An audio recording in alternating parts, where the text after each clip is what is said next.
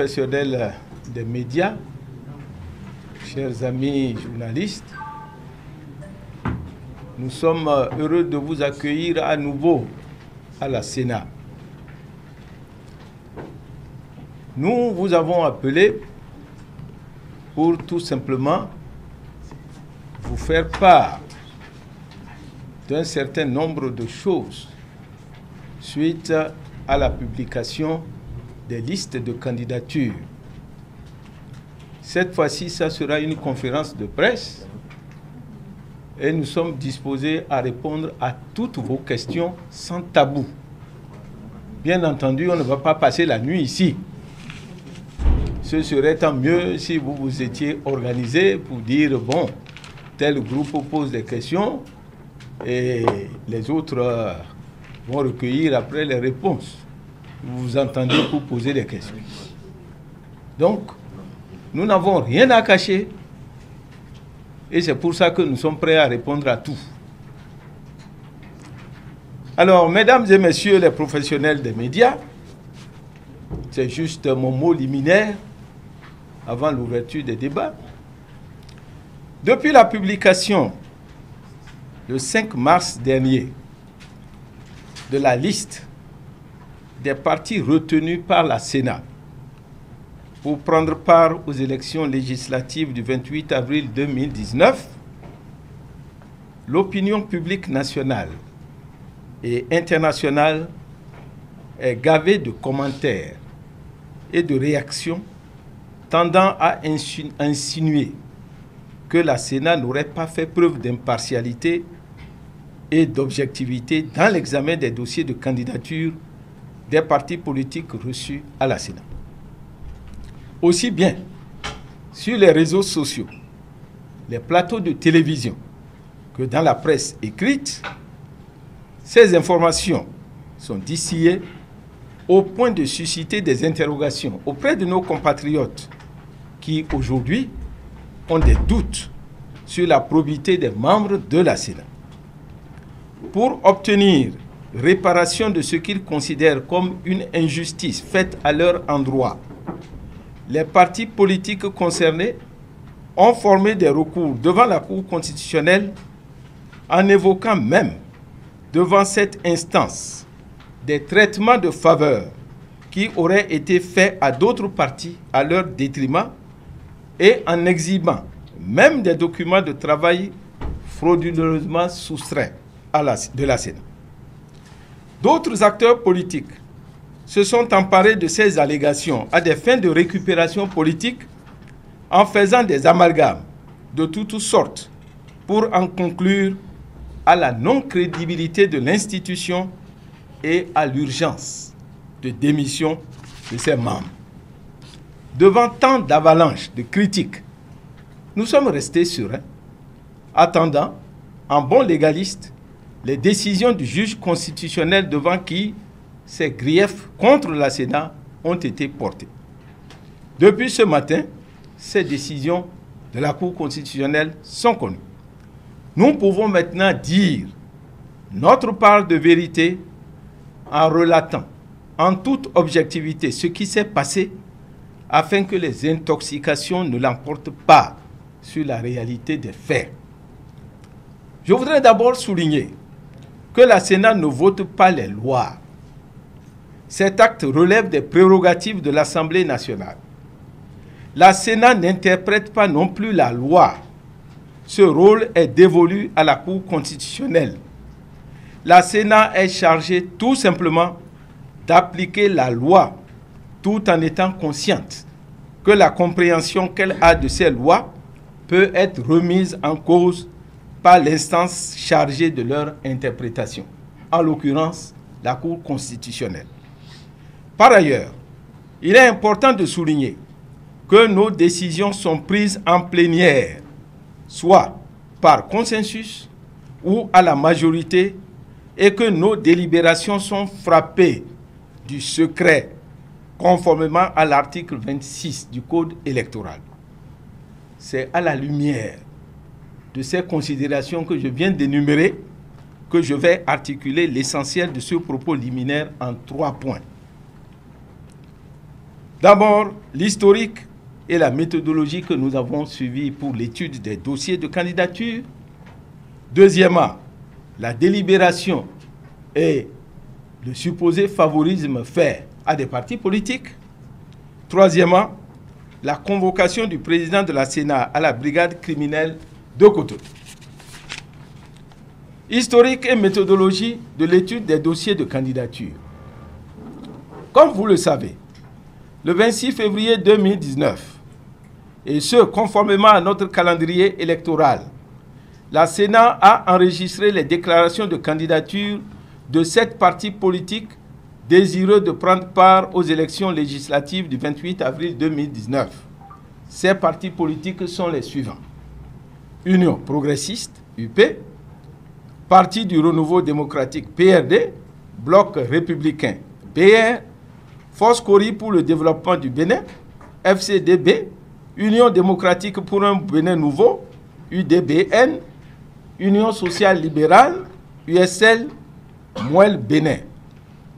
En dehors de ces 7 partis politiques, aucun autre parti politique ne s'est présenté à la Sénat pour une déclaration de candidature.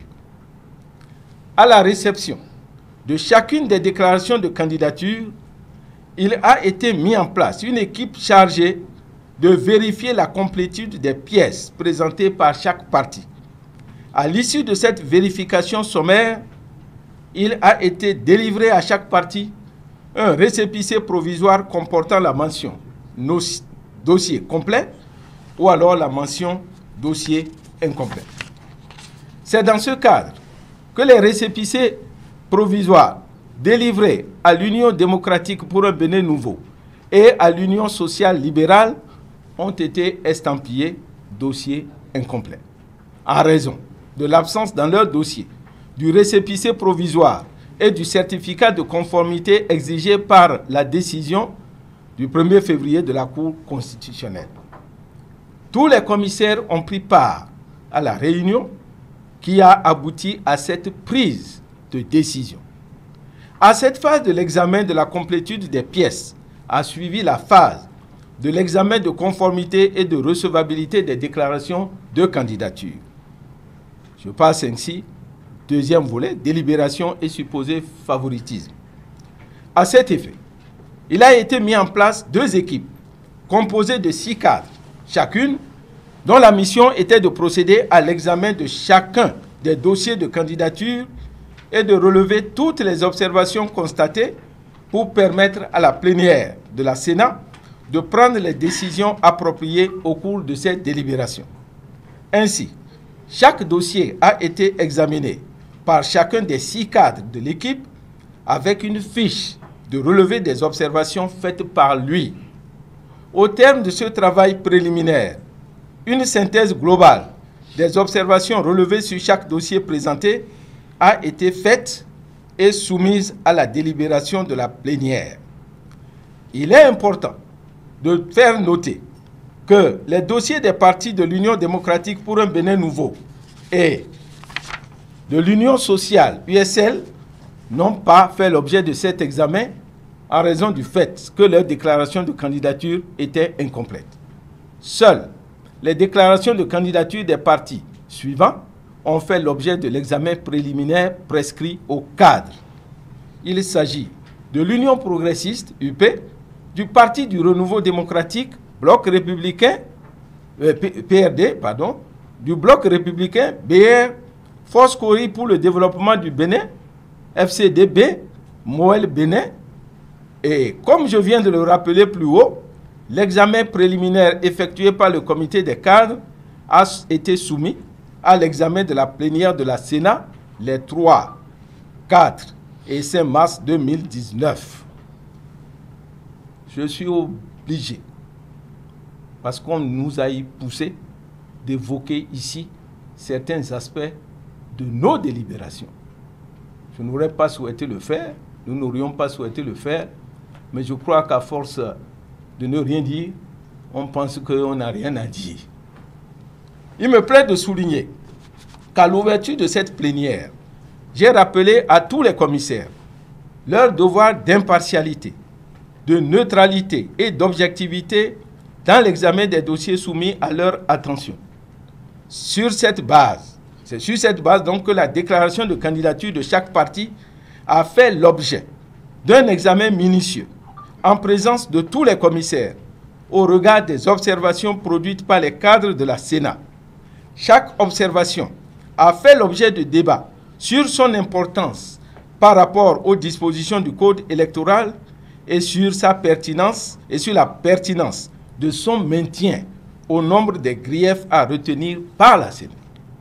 C'est à l'issue de ces délibérations que les observations les plus importantes sont retenues pour chaque parti. Ainsi, en ce qui concerne, par exemple, le cas du PRD, 17 observations ont été faites initialement.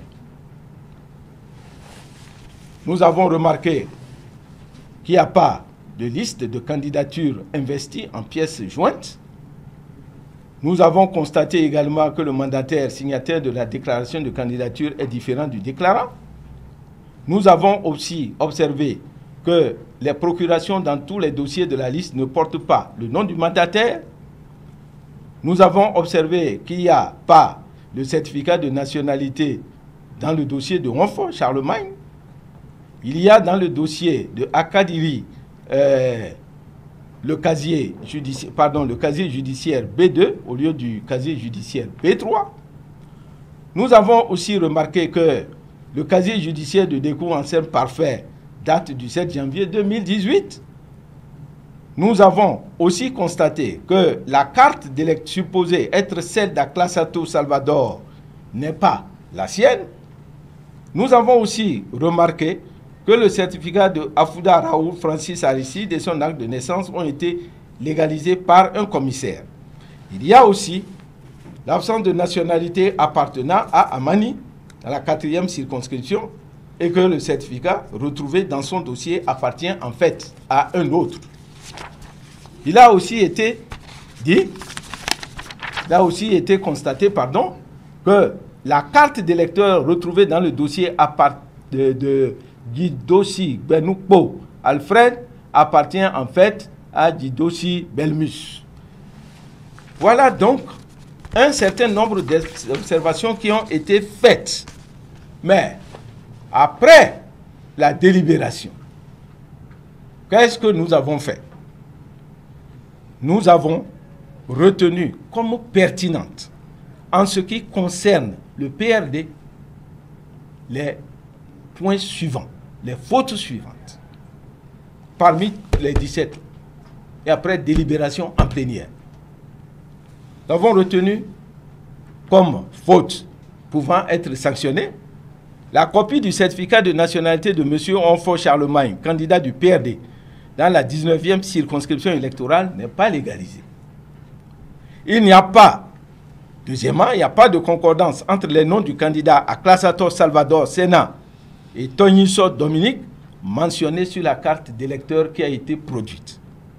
Le certificat de nationalité retrouvé dans le dossier de M. Amani Biliaminou est celui de M. Mayaki Boni Nassirou. La carte d'électeur retrouvée dans le dossier de M. Guidossi Benukpo Alfred appartient à Guidossi A.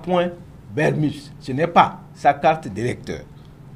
Ensuite, 3 candidats, en l'occurrence Amani Biliaminou, Baroga Yoto et Kialou Warando, présentés par le PRD, se retrouvent aussi sur la liste de Moël Bénin.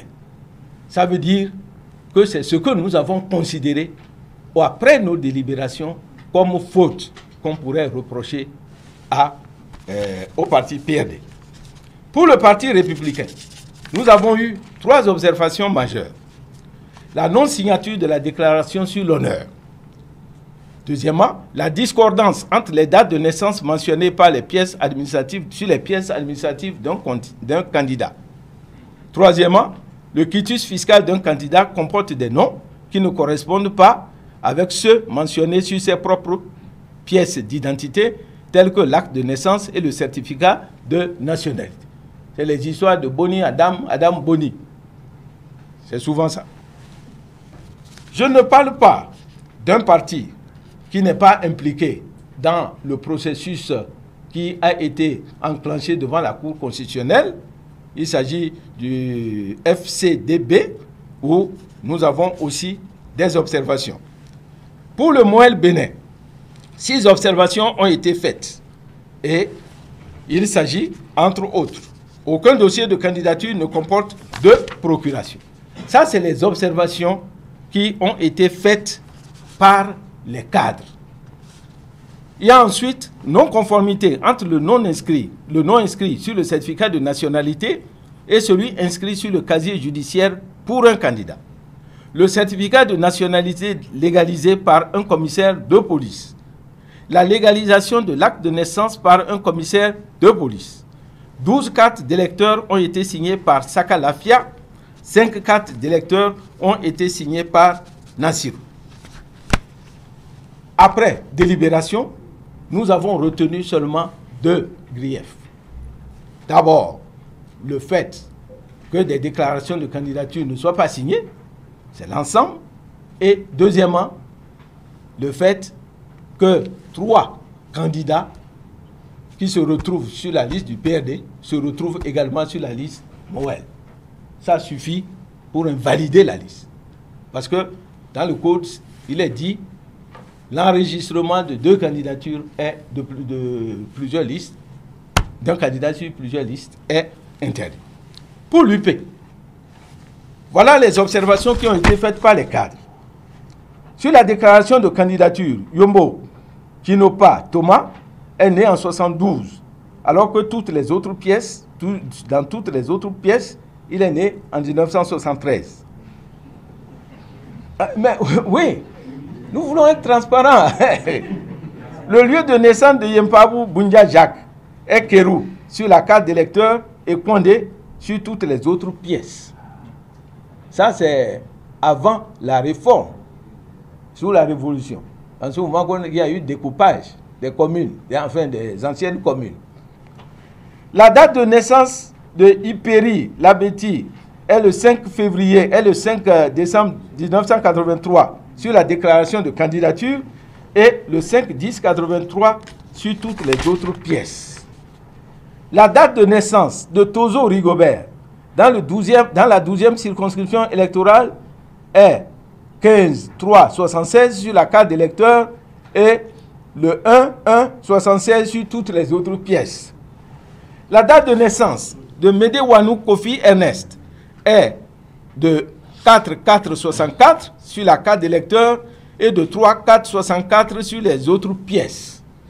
La date de naissance de Adeshi Sani Bouraïma est du 18-3-57 sur la carte d'électeur et vers 57 sur toutes les autres pièces. La date de naissance de Yansounou Aristide est du 21-8-67 sur la carte d'électeur et de 30-8-67 sur les autres pièces. Il y a aussi la non-précision du mandataire sur la procuration de Yansounou Aristide. Il y a également un manque de procuration de Fefe Abdou Razak. La date et le lieu de naissance de Nyagnon Komlan Charles est du 26-12-84 à Grand Popo sur le certificat de résidence et en 1976 à Komé sur le certificat de nationalité, sur les autres pièces. Il y a aussi la légalisation d'une carte d'électeur, d'un certificat de nationalité et d'un acte de naissance par un commissaire de police, alors que selon nous, ça devrait être par un chef d'arrondissement ou bien par le maire. Il y a aussi l'utilisation de 13 cartes d'électeurs signées par Saka Lafia. La plénière, après avoir fait une appréciation globale de toutes ces observations, a décidé de ce que les observations communes à toutes les listes et celles qui dépendent de l'administration ne seraient pas prises en considération. C'est la décision que nous avons prise ici même. Et donc, la légalisation de certaines pièces constitutives du dossier par les officiers de police. C'est vrai que nous avions dit que les pièces devaient être signées par les chefs d'arrondissement ou les maires, mais voilà que beaucoup de candidats ont fait signer leur dossier par des commissaires de police. Nous avons considéré que ce n'était pas une faute suffisamment grave. L'utilisation de cartes d'électeurs signées par Sakalafia et Arifari Bako. On ne va pas en tenir rigueur aux candidats qui ont signé ces pièces, qui ont présenté ces pièces, parce que la carte d'électeur a une validité de 10 ans. On ne va pas les pénaliser pour ça, et c'est de vraies cartes. Ensuite, les dates de naissance mentionnées nées vers ou nées le 30 janvier 57 par exemple. On ne peut pas en tenir rigueur aux gens pour ça. Les lieux de naissance des candidats nés avant le découpage territorial sous la Révolution. Le cas que je viens de citer, Bunja Yempabu, Kérou faisait partie de la commune de Kondé. Au moment de la réforme territoriale sous la Révolution, Kérou a été créé en tant que commune rurale et son village se retrouve dans la commune rurale de Kérou. Il ne va pas revenir à Kondé quand même. C'est pourquoi, c'est entre autres ce que nous avons retenu comme faute légère, comme faute mineure.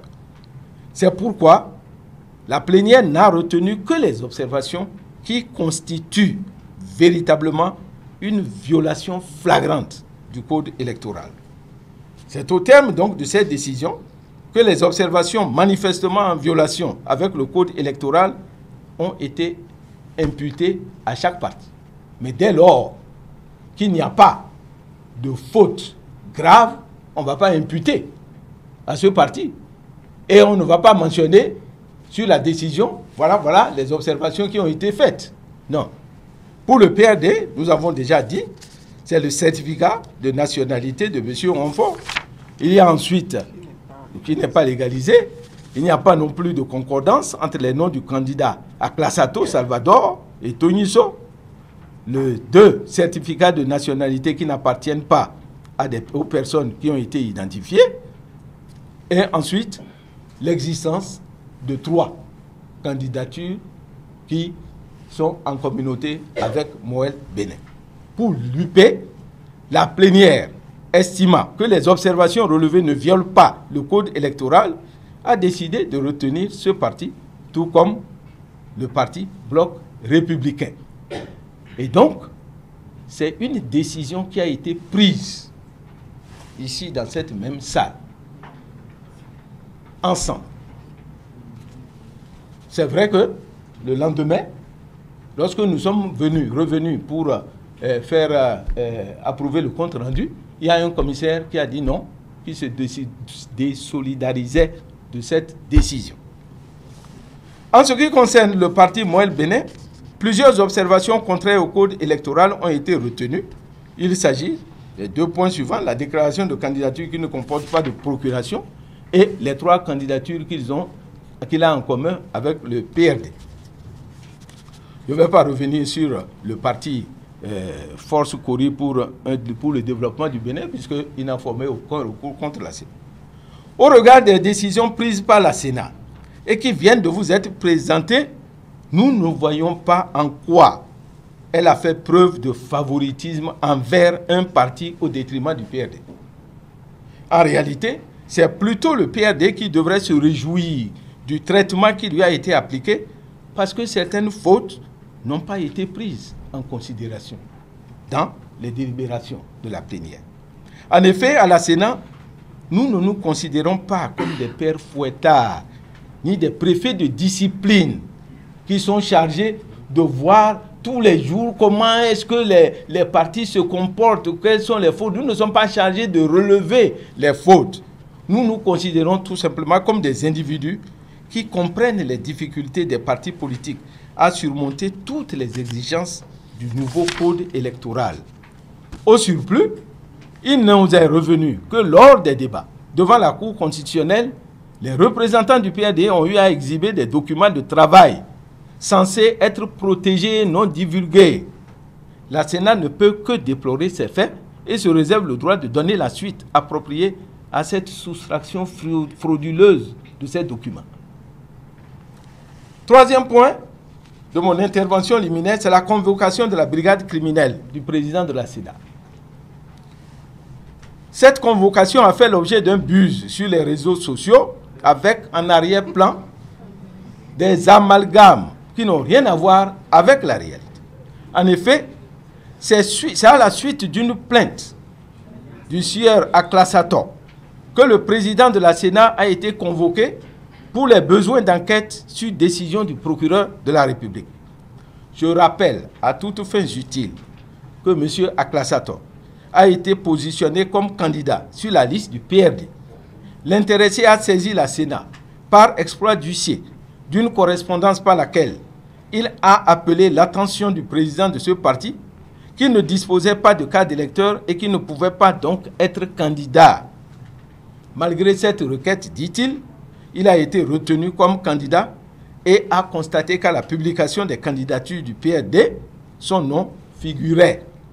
C'est dans ce cadre qu'il a élevé une protestation en affirmant que n'ayant pas de carte d'électeur, sa candidature serait piratée et serait soutenue par une fausse pièce, dit-il.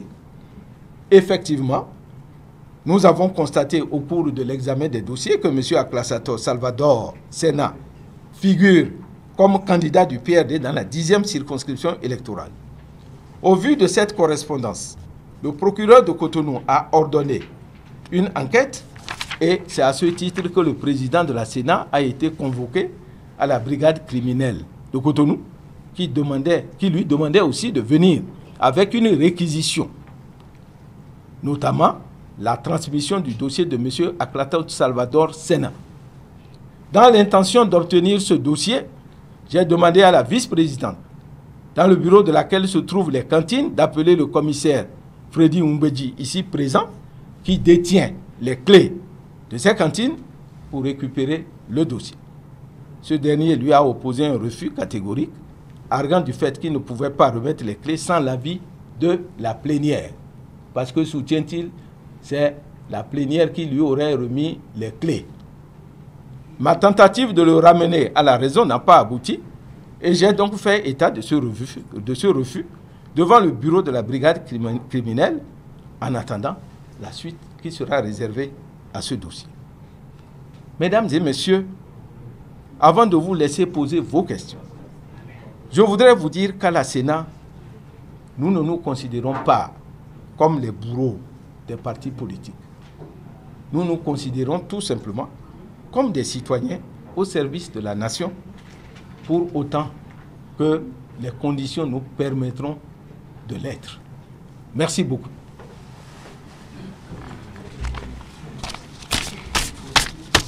Les pièces de vos délibérations devant les institutions de la République. Quelle est la règle? Lorsque, par exemple, vous êtes appelé pour une enquête, les besoins d'une enquête, quelle est la règle qui prescrit la présentation de ces délibérations-là, justement, devant ces instances-là? Assise à côté du commissaire Freddy Umbedji. Est-ce par vous que s'est opérée cette soustraction frauduleuse? Puisque tous les regards sont tournés vers vous, puisqu'on parle de PRD. Et donc, comment est-ce que ces pièces sont-elles arrivées aux mains du PRD? Et quelle sera la suite de votre audition, Monsieur le Président, puisque on sent qu'il y a un blocage. À un moment donné, on n'a pas pu ouvrir les cantines. Nous n'arrivons pas à coordonner nos violons. C'est ce que je constate. Ce n'est pas... C'est un peu comme une assemblée. Comme à l'Assemblée nationale. Encore que ici, c'est même plus grave. C'est plus grave. Il y a des commissaires qui pensent que je ne suis pas président. Ou bien je suis président de nom. Ah oui. C'est ça qui est grave dans une administration publique où le chef de l'institution est considéré comme c'est mon égal. Ça, c'est dangereux pour la République. Ensuite, quelqu'un demande comment se déroule notre chronogramme. On va l'exécuter. Nous avons élaboré un chronogramme. Nous suivons notre chronogramme jusqu'au moment où on va constater que il est difficile de continuer à l'exécuter. Nous ne pouvons pas nous arrêter. Nous arrêter signifierait quoi? Que nous ne faisons pas notre travail. Oh, notre travail à nous ici, c'est de préparer les élections. Tant que les conditions sont réunies pour qu'on prépare les élections, on va continuer à faire le travail. Nous ne sommes pas des politiques. Et je rappelle ça souvent au commissaire. Même quand on appartient à un parti politique et qu'on vient ici, on doit faire l'effort d'oublier son parti politique. Même si on ne l'oublie pas, mais de ne pas fonctionner en fonction de son parti politique. C'est la seule manière de tuer la Sénat. Alors, les pièces signées par des policiers. Les policiers, pour certains, c'est des officiers de police judiciaire. Et je me rappelle, dans le temps, ma première carte d'identité a été signée par un policier à Ouidah. C'est vrai que par la suite, on a dit que c'est les chefs d'arrondissement, c'est les maires qui doivent signer les officiers d'état civil. Mais si quelqu'un vient avec un dossier signé par un commissaire de police, on suppose quand même que le commissaire de police, il est assermenté. C'est un homme de loi. On ne va pas rejeter. C'est pour ça que je vous dis, l'application de la loi que nous faisons ici, ce n'est pas tu n'as pas fait ça, on doit te faire ça. Non. Si on fait comme ça, on n'aura pas de bons partis politiques. Nous sommes en quelque sorte chargés de les éduquer. Et on devrait même les aider en les formant, en disant, quand on vous demande de remplir tel papier, c'est comme ça qu'il faut faire. Ça fait partie de notre rôle. C'est parce que nous n'arrivons pas, faute souvent de moyens et d'attention et de temps, à faire ça. Sinon, ça fait partie de nos obligations. Si vous n'avez pas de bons partis, comment vous allez organiser de bonnes élections? Impossible. Donc, concernant cet aspect-là, voilà. Alors, comment on présente nos dossiers pour les adopter ici? C'est soit les cadres qui se réunissent et qui nous font des propositions, ils étudient le dossier, ils nous font des propositions, on discute, on tranche. Comme je l'ai dit, s'il n'y a pas de consensus, on vote. Pour ça, là, on a voté aussi. C'est normal, c'est une assemblée. Il faut voter si c'est nécessaire. Et c'est la loi de la majorité qui l'emporte. Donc, si c'est un dossier qu'on étudie ici, oui. Si on doit le présenter dehors, mais on procède de la même manière. On se retrouve et on discute de comment on va le présenter. On se concerte. Si on s'entend sur quelque chose, que ce ne soit par consensus ou par vote, on présente le dossier et le président va porter le dossier à l'attention de l'institution concernée. Mais pour le cas précis, mais je n'ai plus rien à faire. Parce que, qu'est-ce que vous voulez que je fasse? Je ne peux pas l'attacher au bout pour venir dire il faut sortir, il faut apporter les clés. Non. Je ne peux pas le faire, je ne le ferai pas. Mais ce n'est pas moi qui ai demandé de donner le dossier. Ceux qui ont demandé de donner le dossier sauront trouver les moyens pour trouver le dossier. Il n'y a pas de problème pour ça. Et concernant Awanvoye Bla, qui est candidat, et qui est PRD, qui est candidat sur on nous disait, j'ai entendu ça. Et des gens ont voulu se servir de ça pour dire la Sénat n'a pas invalidé. Nous, on n'a pas ici la liste des partis politiques. On n'a pas, aucun parti politique ne nous a envoyé une liste pour dire voilà la liste de mes membres. Aucun parti. Alors, sur quelle base on va dire qu'Awanvoye Bla est de tel parti? Non. Et puis, vous nous voyez en train de nous occuper de ça là. Ceux qui estiment que c'est leur membre, qu'il est membre de leur parti, ils saisissent la Cour. Et la Cour va trancher. Mais on ne va pas demander à la Sénat de fouiller dans ces listes-là. Nous n'avons pas de liste. On ne peut même pas. Mais, et je sais comment les hommes politiques font. Aujourd'hui, ils sont dans tel parti, le lendemain, ils changent. C'est comme ça. Et s'il a changé, je ne peux même pas savoir s'il a envoyé une lettre de démission. On ne gère pas les partis politiques ici. Donc ça, c'est un argument qui ne peut même pas tenir devant la Sénat. Ensuite, vous avez demandé, est-ce que vous suivez, mes amis, là, pour répondre aux questions, hein? Parce que parfois j'oublie. Hein? Laisse ça tomber et suis. C'est les questions, tu as noté, les questions. D'accord. Chronogramme. Est-ce qu'on va continuer à suivre le chronogramme? Oui. Si les députés ou la classe politique en général trouvent une formule pour dire, bon, c'est comme ça qu'on va faire, bon, nous allons nous adapter. Ils vont tenir compte forcément de la Sénat. Et ils ne peuvent pas dire, bon, on a décidé comme ça, la Sénat n'a qu'à se débrouiller. Non. Je pense quand même qu'au vu des décisions qui auront été prises, je ne sais lesquelles encore, on va s'asseoir pour dire, bon, voilà, la nouvelle situation, comment on fait? Et vous connaissez bien le mot connu par tous les Béninois, nous allons aviser. Bon, ensuite, est-ce qu'il n'y aura pas un impact? C'est possible qu'il y ait un impact. Mais nous allons voir dans quelle mesure on va surmonter les différents obstacles et organiser le scrutin. En tout cas, je ne veux pas que la Sénat soit mêlée à des histoires politiques. Le débat politique n'est pas ici. Le débat politique, c'est ailleurs. Si les politiques prennent une décision, nous, en technicien, on essaie d'appliquer ça et de traduire ça en actes concrets. Quelle est la suite à donner à la démarche là-bas, devant la cour criminelle, là? Devant la brigade. Devant la brigade, peut-être qu'on va m'amener jusque là-bas, jusqu'à la cour criminelle.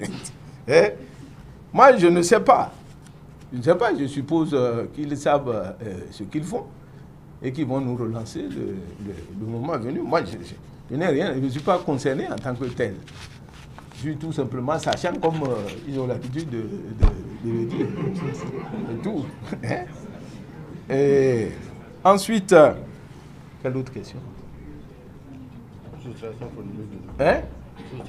Soustraction frauduleuse de documents. Moi, je ne vais pas accuser quelqu'un. Même si je me dis ça peut être tel, mais je ne vais pas aujourd'hui dire c'est tel. Peut-être qu'on va chercher pour savoir qui a fait ça.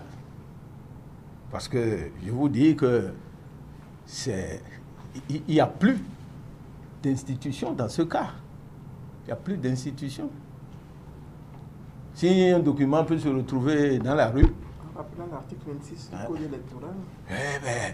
Écoutez, l'article 26 du Code électoral dit que nous devons garder le secret des délibérations. Et je vous ai dit à l'entame de mon propos que je me trouve obligé de dévoiler un certain nombre de secrets de délibération parce que je suis contraint. Sinon, comment un parti politique peut-il devant la cour exhiber des documents pour dire voilà les preuves? Comment peut-on faire ça? C'est pas normal. Si on fait ça, bon ben, il n'y a plus rien. Il n'y a plus rien. Il n'y a plus de délibération. Or, il faut bien délibérer. Quand on dit par exemple, bon, est-ce que vous pensez que ce que vous avez fait comme délibération, les gens ne peuvent pas... Ils ont le droit. Ils ont le droit de saisir la cour pour dire non, telle et telle chose. Hein? On n'est pas d'accord avec ça. Mais, si, par exemple, on ne nous avait pas contraints à dire ce qui s'est passé, comment ces partis politiques-là l'auraient su? Ils n'auraient jamais su. Et de toute façon, une délibération, c'est une délibération. Moi, je suis enseignant. Je sais ce qu'on appelle délibération. Quand nous allons au bac, mais on demande aux élèves de venir avec leur livret scolaire. Pourquoi? Parce que si jamais ils n'avaient pas les 10, on regarde le livret scolaire. Et on voit, ah, l'étudiant, l'élève là, mais durant l'année, il a bien travaillé. Est-ce que ce n'est pas ci ou ça qui est à l'origine de son échec? Et on dit, bon, on recorrige la copie où il a l'habitude d'exceller. Et parfois, on arrive à lui donner une autre note. Ou alors on dit, mais il a l'habitude de bien travailler, on ne va pas le pénaliser pour ça. Il lui manque un demi-point. Mais on lui donne le demi-point. Mais sur son diplôme, on n'écrit pas racheter. Mais comment on va faire ça? La délibération, je délibère, boulomaille. C'est-à-dire, c'est moi qui sais ce que je dois faire. Je veux faire ça. Donc, vous pouvez très bien commettre une faute. Et la Sénat peut dire, ah, mais au vu de ci, au vu de ça, voilà ce qu'on prend comme décision. Mais si malheureusement c'est dehors, ah, quelqu'un peut dire, mais c'est une faute et vous n'avez pas sanctionné, sans tenir compte de l'ensemble. C'est pour ça que la situation est extrêmement grave. Il n'y a plus rien. Donc, concernant cette affaire de... quelqu'un peut aller inciter la Sénat à la justice ou bien à la Cour constitutionnelle, il n'y a pas de problème. Il n'y a pas de problème. Nous, on est là. On a déjà dit que nous sommes des légalistes. Et nous ne faisons pas la loi. Nous ne l'interprétons pas. Et nous sommes conscients que les décisions que nous prenons peuvent être sujettes à caution. Nous ne sommes pas contre. Mais nous avons fait ce que nous avons fait là, en toute honnêteté, en tout esprit d'indépendance. Et dans notre âme et conscience, si on devait recommencer, on allait faire la même chose. Exactement. Bon, les gens qui veulent faire intervenir des considérations politiques dedans, mais quelle est la considération politique qu'il y a dedans? C'est regarder les dossiers et voir si un dossier est bien ou pas. On dit, ah, il n'y a pas tel groupe de partis dedans, mais est-ce qu'un parti s'est présenté ici, on l'a chassé? Non. Si un parti vient, on le reçoit. Mais si les pièces ne sont pas complètes, comment on va faire? Maintenant, si on estime que la Sénat n'est plus crédible, ben écoutez, hein, la crédibilité, ça ne s'achète pas au marché. Et c'est cette même Sénat, je le rappelle, qui était là en 2015, en 2016. Donc en fonction des intérêts, en fonction des situations, on est crédible ou non crédible. Bon, il n'y a pas de problème. Nous ne sommes pas, nous ne pensons pas tel que nous sommes là, que nous soyons des génies. Hein? Non, il y a peut-être des génies au Bénin. Ils peuvent nous remplacer si c'est nécessaire. Qu'est-ce que vous avez fait? On dort mieux. Voilà. S'il y a consensus, s'il y a consensus, si vous partez de zéro, vous partirez de zéro. S'il y a consensus, comment? Ah, quelqu'un a dit, s'il y a consensus, on partira de zéro? Non, c'est une question. C'est une question. Oui, mais on ne peut pas... On va dire quoi? On va dire que ceux qui ont déposé les dossiers là, ils n'ont pas déposé les dossiers. Ah, on va nous donner du travail encore. Comment ça? On va nous donner du travail pour dire, reprenez ces dossiers-là quand même. Vous voulez tuer les gens de la Sénat? Parce que pour faire ce travail-là, mais c'est plusieurs jours. Alors, si ce cas-là a été déjà réglé, maintenant, pour ceux qui n'ont pas été retenus, ah, le consensus va dire ce qu'il y a lieu de faire. Si le consensus dit de les prendre, mais pourquoi nous on est des passoires, hein? C'est tout, on n'a pas de problème. Il faudrait relever l'amalgame qui a été fait entre la convocation à la brigade criminelle et le recours devant la Cour constitutionnelle. Ah, vas-y. Non, s'il vous plaît. Je voudrais... Parce que l'ensemble des propos que vous avez tenus m'apparaissent comme un véritable réquisitoire. je voudrais dire quand même à la presse, parce que mon nom a été beaucoup cité sur les réseaux sociaux, je voudrais que la presse soit informée de quelques faits qui ne relèvent pas du secret de délibération. J'ai reçu un coup de fil aux environs de 18h30 de Madame Geneviève Bokov, vice-présidente de la Commission électorale nationale autonome, me demandant de venir immédiatement avec les clés des cantines qui m'ont été confiées, de venir immédiatement avec les clés pour ouvrir les cantines. Je lui ai répondu, ça n'est pas possible dans le climat délétère qui existe dans notre institution à ce jour et dans ce climat qui perdure dans tout le pays. Je lui ai dit, l'ouverture des cantines ne peut intervenir qu'à la suite d'une décision de la plénière. Vous devez saisir. Vous dites, vous avez reçu convocation et réquisition. Vous devez, quand vous recevez une convocation du chef de la brigade criminelle et que vous recevez dans le même temps une réquisition, vous devez convoquer la plénière et dire, ah, cher commissaire, voilà, j'ai reçu une convocation. Voilà, j'ai reçu une réquisition d'amener tel dossier. Comment on fait? Je vous rappelle que la Commission électorale nationale autonome, quand même, est censée jouir d'une autonomie réelle par rapport à toutes les autres institutions de l'État, y compris l'exécutif. Donc, y compris monsieur le procureur de la République et monsieur le chef de la brigade criminelle.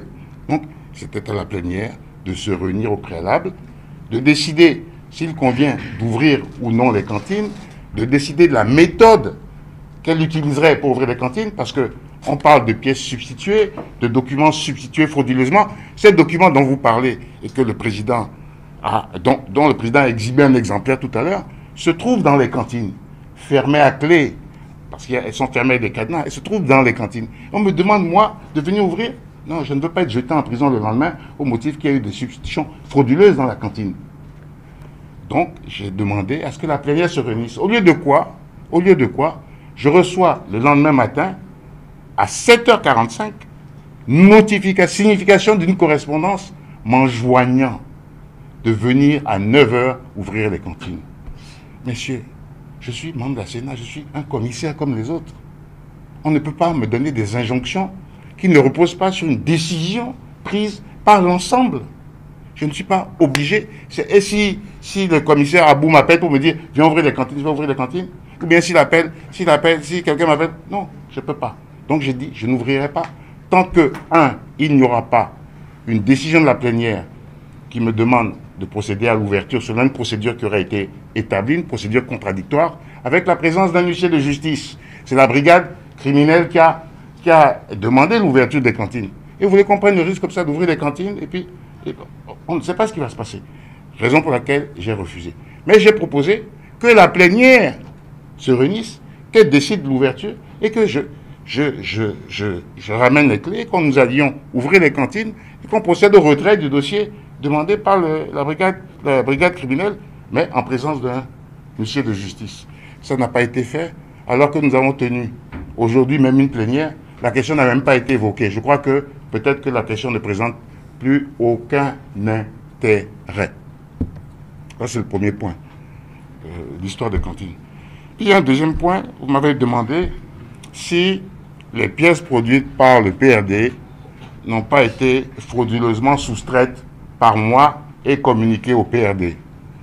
Excusez-moi, monsieur, madame les journalistes. Je suis présumé être PRD, mais je n'ai jamais été encarté. Je ne possède pas de carte du PRD.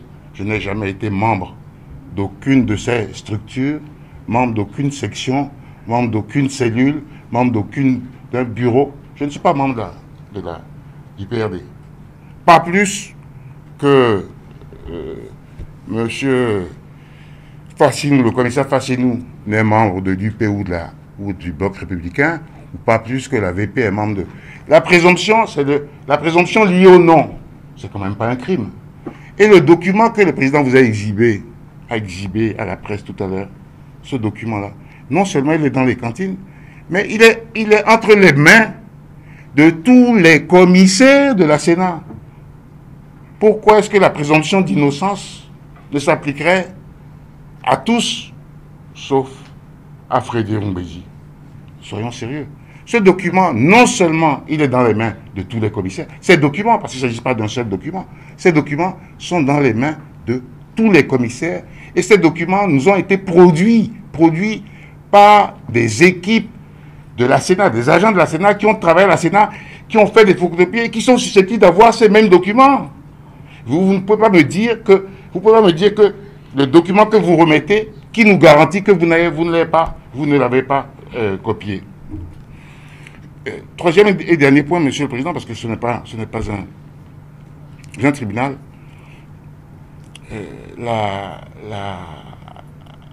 La Commission électorale nationale autonome prétend que certaines pièces sont couvertes par le secret des délibérations. Il est étonnant que devant vous tous aujourd'hui, les délibérations de nos plénières aient été violées par celui qui représente la Sénat, c'est-à-dire par Monsieur le Président, qui a été jusqu'à accuser nommément un des membres de cette commission.